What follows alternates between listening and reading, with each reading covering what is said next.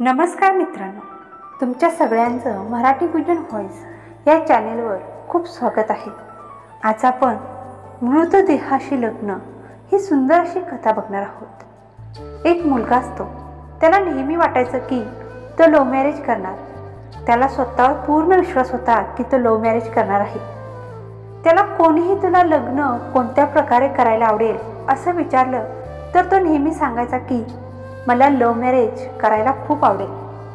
त्याला एक मुलगी खूप आवडायची, पण त्या मुलगीला शिक्षक नवरा पाहिजे होता। त्यासाठी तो डीएडला ॲडमिशन घेतो आणि तिच्यासाठी शिक्षक व्हायचं ठरवतो। शिक्षक होण्यासाठी तो भरपूर प्रयत्न करतो आणि शेवटी तो शिक्षक भरती होतो। तिच्यासाठी तो आपल्या स्वप्नांना पूर्णपणे बाजूला ठेवतो। खरं तर त्याला इंजिनियर व्हायचं असतं, तरी पण तिला शिक्षक नवरा हवा आहे म्हणून फक्त तिच्यासाठी शिक्षक होतो। त्याचं तिच्यावर जीवापाड प्रेम होतं। शिक्षक भरती झाल्यानंतर सगळीकडे आनंदाने पेढे वाटतो आणि तिच्या घरी जातो। तिला पेढा देतो आणि सांगतो की मी शिक्षक झालो आहे। तिला तो शिक्षक झाला आहे हे ऐकून खूप आनंद होतो, कारण तो तिच्याच कॉलनीत राहत होता। तिला सुद्धा तो खूप आवडायचा। दोघे पण नेहमी सगळ्यांच्या नजरात चुकून चोरून भेटायचे।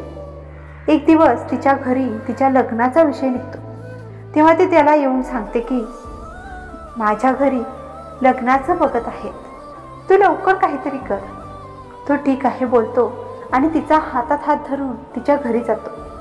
स्वतःच्या घरच्यांना सुद्धा तो तिच्या घरी बोलवून घेतो आणि सगळ्यांच्या पुढ्यात तिचा हातात हात धरून सगळ्यांना सांगतो की आमच्या दोघांचं एकमेकांवर खूप प्रेम आहे आणि आम्हा दोघांना लग्न करायचं आहे। सुरुवातीला घरातले सगळे नकार देतात, तेव्हा ते दोघे पण सगळ्यांना सांगतात की आम्ही लग्न करू तर एकमेकांशीच। त्यांचं हे बोलणं ऐकून दोघांच्या घरचे सुद्धा त्यांच्या लग्नाला तयार होतात। चांगला मुहूर्त काढतात आणि त्या दिवशी दोघांचं लग्न करायचं ठरवतात। लग्नाची सगळी तयारी होते, सगळं काही खरेदी करतात। दोघांचा सुद्धा साखरपुडा होतो। तिच्या हाताला मेहंदी लागते। सगळेजण खूप आनंदात असतात। त्या दोघांचा आनंद तर गगनात मावत नसतो।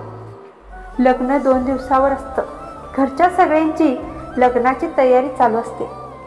ते दोघे तर खूप खुश असतात। दोघे पण लग्नानंतरच्या भविष्याचे स्वप्न बघत असतात। हळद झाल्यानंतर तो तिला गिफ्ट द्यायचं ठरवतो। तिला एक ब्रेसलेट खूप आवडलं होतं। त्याने ठरवलं होतं की जेव्हा आमच्या दोघांचं लग्न ठरेल तेव्हा लग्नाच्या आदल्या रात्री मी तिला ते ब्रेसलेट गिफ्ट म्हणून देणार आहे। त्याने ते ब्रेसलेट घेऊन त्याच्या मित्राकडे ठेवायला दिलेलं असतं। लग्नाच्या आदल्या दिवशी दोघांच्या सुद्धा अंगाला हळद लागते। हळद लागल्यानंतर घरातून बाहेर कुठे जायचं नसतं, पण त्याला त्या दिवशी बाहेर जायचं होतं, कारण त्याला ते ब्रेसलेट मित्राकडून घेऊन यायचं होतं। सगळेजण नको म्हणत असताना सुद्धा तो आपली बाईक काढतो आणि मित्राकडे जायला निघतो। मित्राकडे जातो, ब्रेसलेट घेतो, थोडा वेळ त्याच्याशी गप्पा मारतो आणि तिथून घरी येण्यासाठी निघतो। घरी येताना त्याच्या मनात एकच विचार येत असतो, ब्रेसलेट दिल्यानंतर ती किती खुश होईल। तिला ते ब्रेसलेट आवडलं होतं। तिला माहितीसुद्धा नाही आहे की ते ब्रेसलेट मी तेव्हाच घेऊन ठेवलं होतं। तो खूप आनंदामध्ये बाईक चालवत होता। तेवढ्यात पाठीमागून वेगाने जाणारा एक ट्रक त्याला धडक मारतो। खूप मोठा ॲक्सिडेंट होतो। जोराची धडक बसल्यामुळे तो बाईकवरून असा पडतो की तो रस्त्यावरच जागीच आपला जीव सोडतो। आजूबाजूचे सगळे लोक जमा होतात। तो रक्तबंबाळ तसाच रस्त्यावर पडलेला असतो। घरचे सगळेजण वाट बघत असतात। त्याचा भाऊ अजून कसा काय आला नाही घरी, म्हणून त्याला बघण्यासाठी त्याच रस्त्याने जात असतो। तेव्हा त्याला वाटेत तो रक्तबंबाळ होऊन पडलेला दिसतो। तो पळत पळत जातो आणि त्याला उठवण्याचा खूप प्रयत्न करतो, पण तो जागीच गेलेला असतो, त्याच्यामुळे तो काही उठत नाही। तो ॲम्ब्युलन्सला बोलवतो आणि त्याला घरी घेऊन जातो।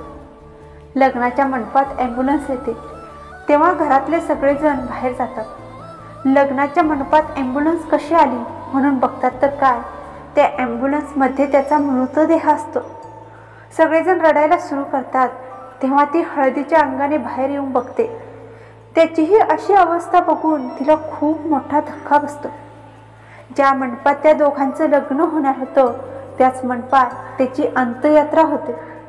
त्याचा भाऊ त्याच्या खिशात सापडलेलं ब्रेसलेट काढून तिच्या हातात देतो आणि सांगतो, वहिनी तुमच्यासाठी दादा ब्रेसलेट आणायला गेला होता. सगळेजण त्याला अंत्यसंस्कारासाठी घेऊन जात होते. तेव्हा ती सगळ्यांना थांबवते आणि बोलते, याच मंडपात माझं त्याच्याशी लग्न होणार होतं. माझं लग्न त्याच्याशीच होईल. साखरपुडा झाला होता, मेहंदी काढली होती, हळद लागली होती. ती गुरुजींना बोलवते आणि त्याच्या मृतदेहाशी ती लग्न करते. लग्न झाल्यानंतर त्याच्यावर अंतिम संस्कार करण्यात येतात. ती आजही त्याचीच विधवा बायको म्हणून जगत आहे. ही एक खरी घटना आहे. जिथं खरं प्रेम असतं ना, तिथे काही झालं तरी ते कधीच हार मानत नाहीत. आशा करते की मित्रांनो तुम्हाला आजची ही कहाणी आवडली असेल तर नक्की लाईक, शेअर आणि कमेंट करायला विसरू नका. त्याचसोबत चॅनलवर जर नवीन असाल तर सबस्क्राईबसुद्धा करा. भेटूया पुढच्या कहाणीमध्ये. तोपर्यंत धन्यवाद.